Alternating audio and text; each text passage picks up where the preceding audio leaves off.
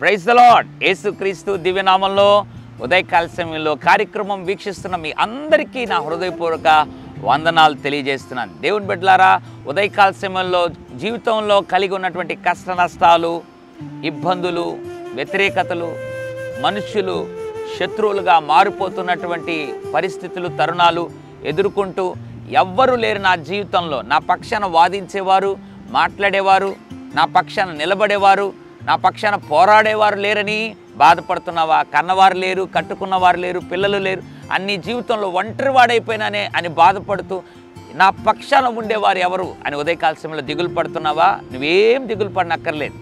నెహెమ్యా గ్రంథం 4వ అధ్యాయం 20వ వచనం, మన దేవుడు మన పక్షముగా యుద్ధము చేయును. దేవుడే యుద్ధం చేస్తే నీ జీవితంలో ఓటమి ఉంటుందా? ఆలోచన చేయి.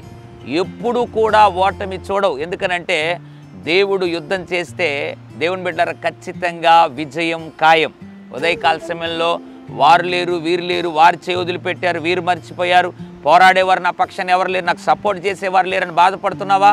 ఏ పరిస్థితిలో ఉన్నా కూడా దేవుడు నీ పక్షంగా యుద్ధం చేస్తాడు. గొప్ప విజయం ఇవ్వాలని దేవుడు ఆశపడుతుండగా విశ్వాసంతో నమ్ము. ఏ సమస్య అయినా కూడా దేవుడు నీ పక్షంగా యుద్ధము చేసి నీకు గొప్ప విజయం ఇస్తాడు. పరిశుద్ధుల తండ్రి, నీకు వందనాలు.